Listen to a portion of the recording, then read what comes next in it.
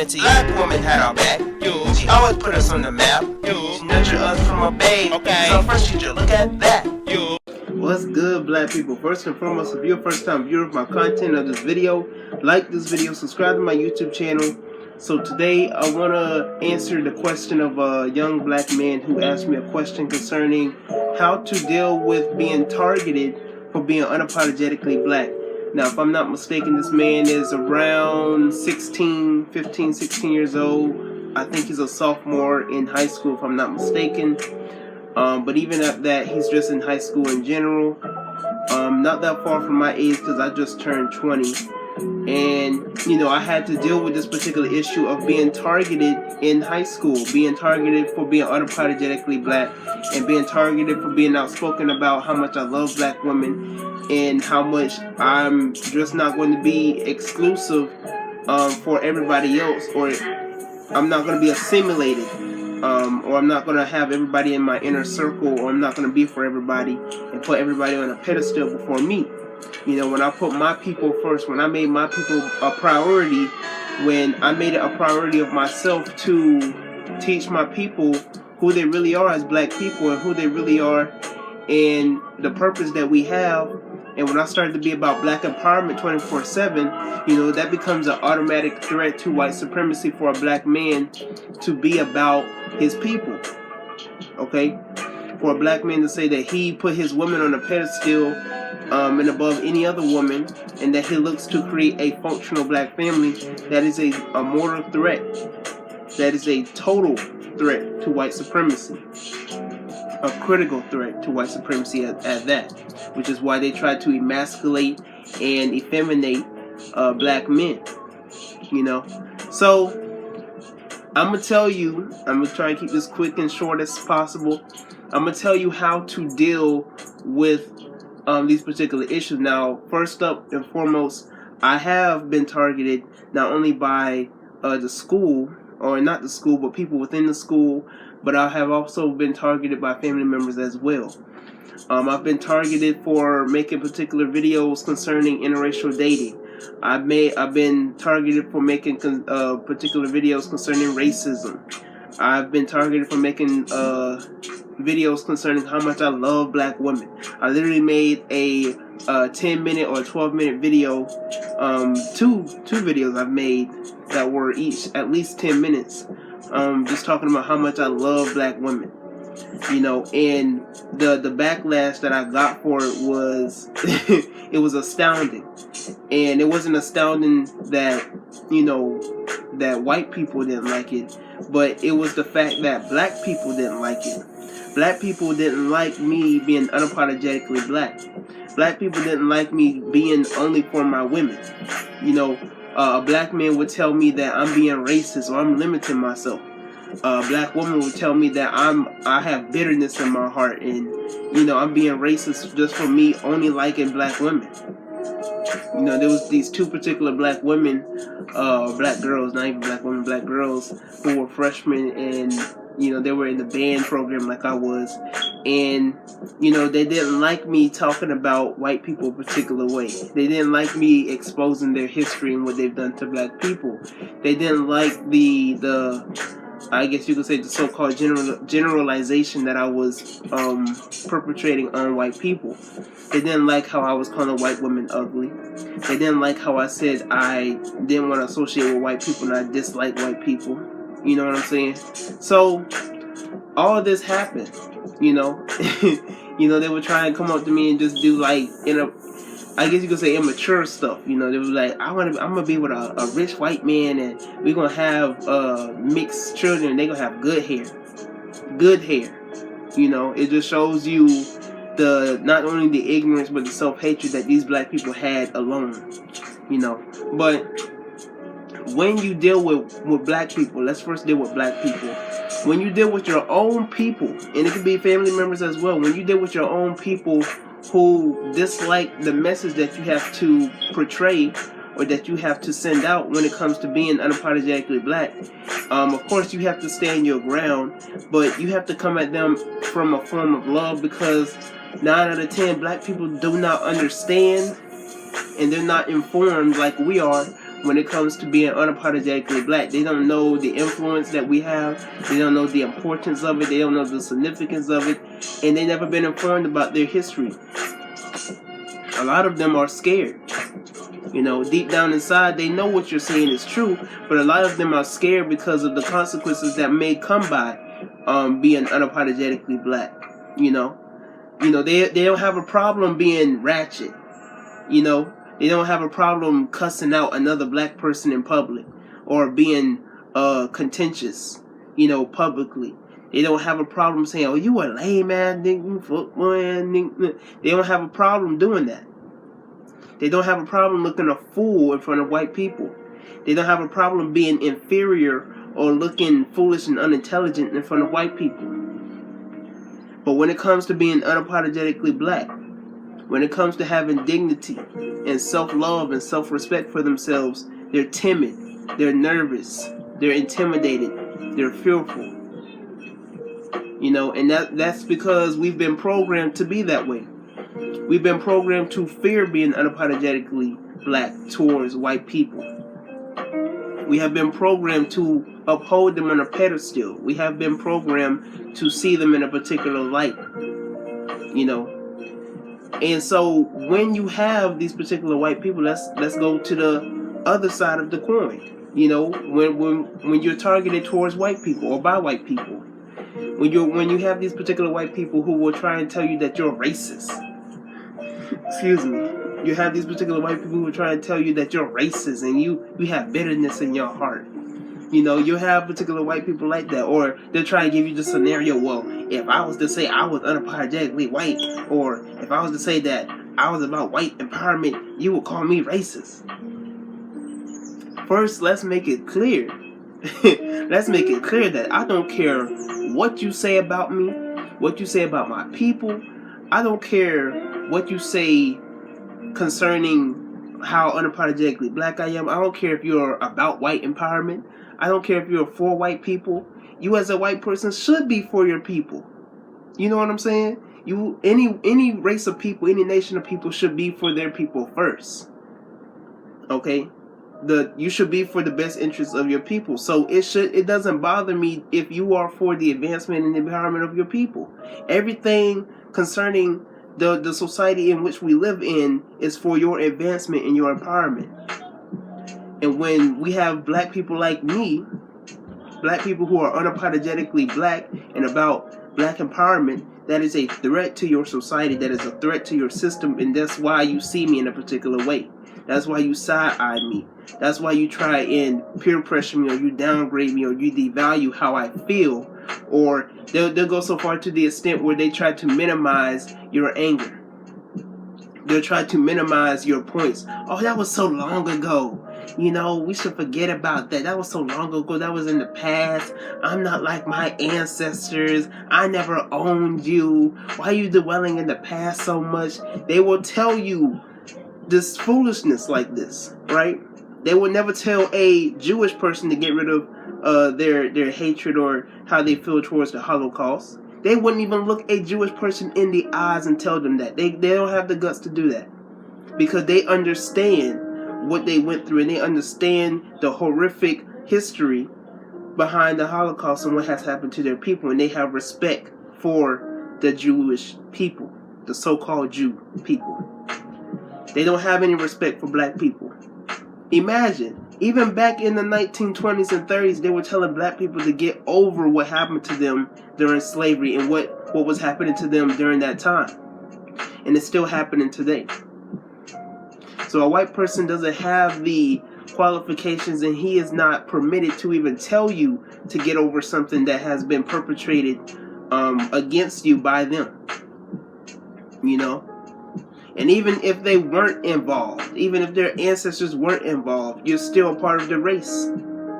You're not doing anything about it to prevent anything from happening towards black people. You know what I'm saying?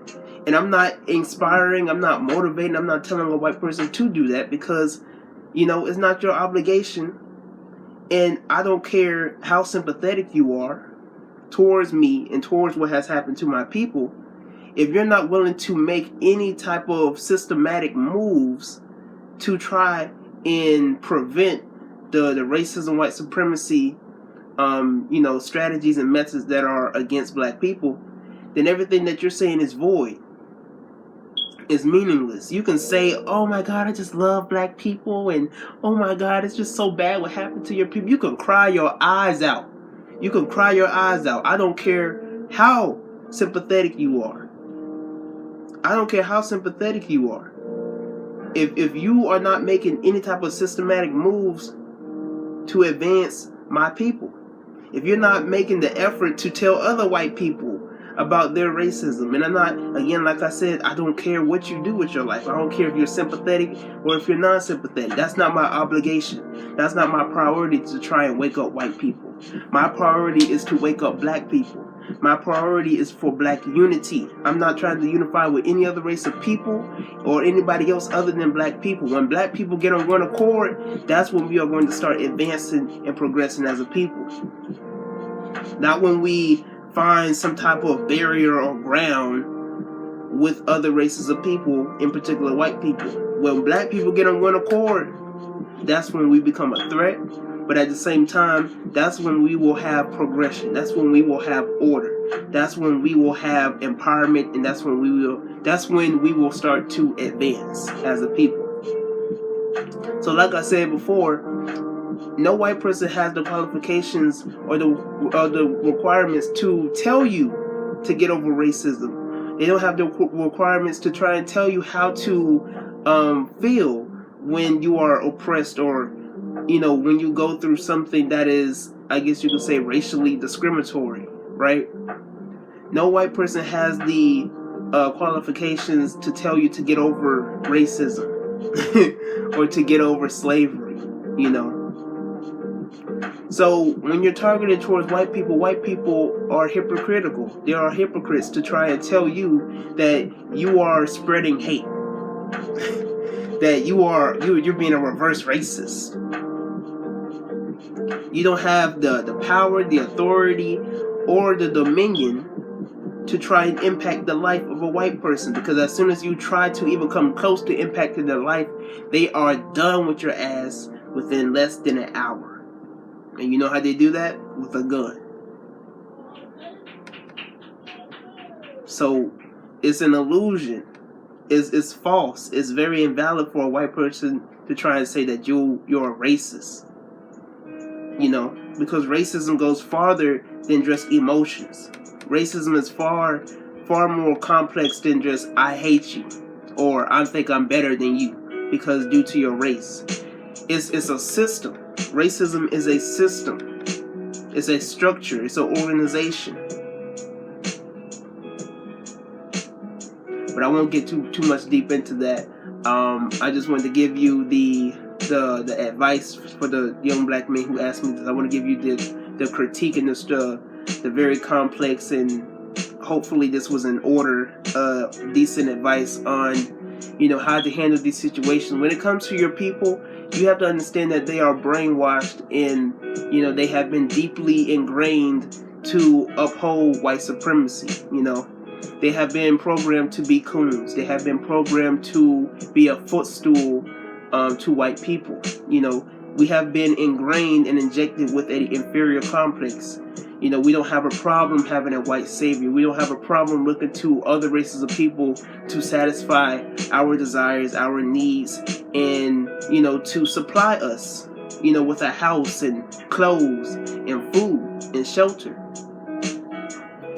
And, even when we deal with, just having a conversation, or when stuff happens toward us, we have an inferior complex. And I see this all the time, like when black people pass white people, they immediately put their head down. I've seen it happen. I never walk around with my head down. Never. When I study the history behind how black people couldn't even look in the eyes of white people. They couldn't even look in the eyes of white people when they would be walking down or walking across each other. It went so far that they would have to cross the other walkway or the other sidewalk. They couldn't even walk on the same walkway if they saw a white person. You know what I'm saying? Like, this is ingrained deep within our people. You know, we have an inferior complex without us even realizing that we have a inferior complex. And when white people are confronted with black people who are unapologetically black, who aren't gullible, who realize the trickery that they are injecting and maneuvering around and with black people and towards black people, they're going to see you as a threat. Their subconscious is going to be triggered, and it's going to allow them to act a different way towards you. It happens all the time when I wear my "If She Not Black, She Not All That" shirt or a hoodie. When I wear this hoodie, and when I wear that, white people look at me a different way. They act different around me. You know, the way that they talk to me is different from a black person that they know, you know, is going to fall for their foolery and their trickery. You know, so we number one, we have to understand that our people are really brainwashed. You know, it's so far deep. So that's number one. We have to have the understanding, when we have to have a patience. We have to have a form of patience and compassion with our people. You know, when it comes to white people, we have to come to a form of understanding that they're not, you know, we're not obligated to meet their needs. We don't seek their validation. We don't try to find a form of,